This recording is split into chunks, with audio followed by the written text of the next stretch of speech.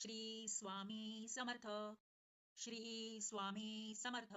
नमस्कार मैत्रिणींनो, श्री स्वामी समर्थ. तुमच्या सर्वांच्या आपल्या चॅनलमध्ये खूप खूप स्वागत आहे. तुमच्या सर्वांच्या सर्व चांगल्या मनोकामना पूर्ण होत हीच मी महाराजांच्या चरणी प्रार्थना करते आणि आजच्या आपल्या नवीन व्हिडिओला सुरुवात करते.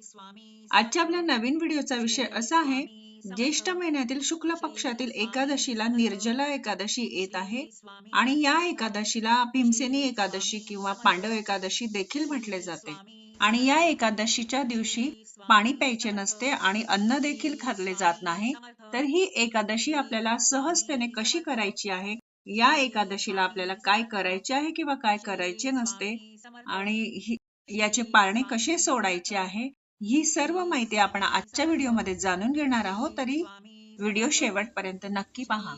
आता निर्जला एकादशी सहजतेने कशी करायची, तर त्या दिवशी आपल्याला सकाळी एकादशी आपल्याला ही सूर्योदयापासून तर दुसऱ्या दिवशी सूर्योदयापर्यंत आपल्याला पाणी प्यायचे नसते. तर त्यासाठी आपल्याला सकाळी सूर्योदयापूर्वी पोटभर पाणी प्यायचे आहे. त्यानंतर घरामध्ये देशी गाईचे तूप असेल तर ते सूर्योदयापूर्वी आपल्याला 25 ते 50 ग्राम कोमट पाण्यामध्ये घ्यायचे आहे. त्यामुळे तहान भुकेची तीव्रता कमी होईल आणि व्रत पूर्ण करणे आपल्याला सोपे जाईल.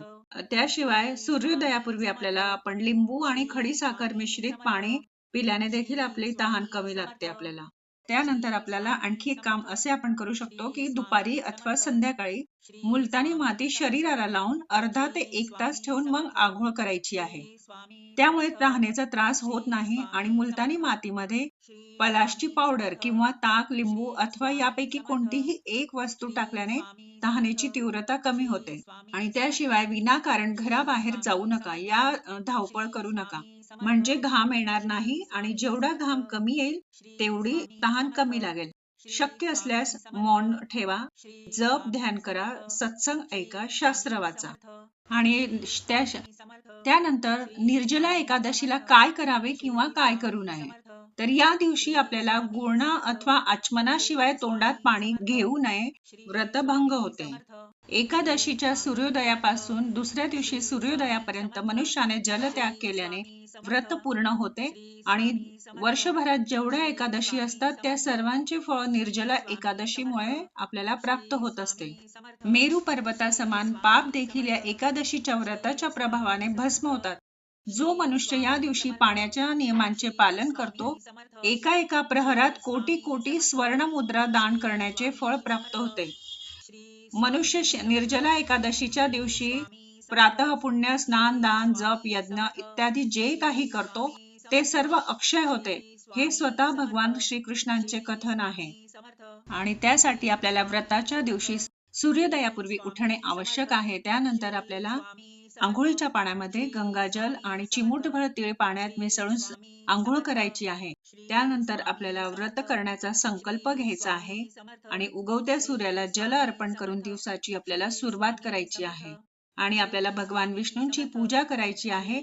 पिवळे कपडे घालून पिवळी फुले आणि पिवळ्या मिठाईचा समावेश करायचा आहे. आणि त्यानंतर आपल्याला ओम नमो भगवते वासुदेवाय या मंत्राचा जप करायचा आहे आणि कलश पाण्याने भरायचा आहे आणि पांढऱ्या कापडाने झाकून त्यावर साखर आणि दक्षिणा ठेवून मग आपल्याला हा ब्राह्मणाला दान करायचा आहे. या दिवशी गरजूंना अन्न, कपडे, गालीचे, वाहना, छत्री, पंखे किंवा फळे दान करण्यासोबतच पाणी दान करायचे आहे.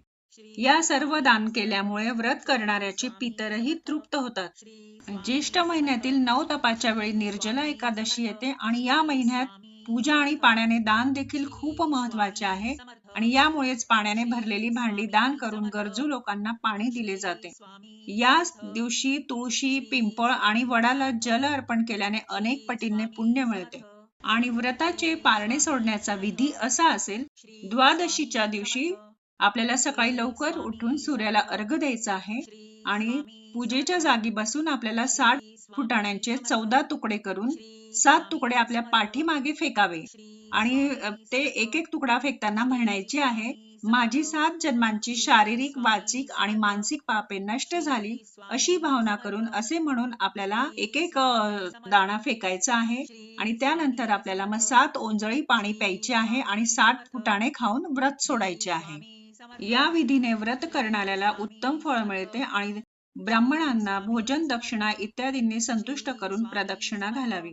आणि हे सर्व तुमच्या तब्येतीला बघून तुम्हाला मानवेल तशा प्रकारेच तुम्ही करायचे आहे.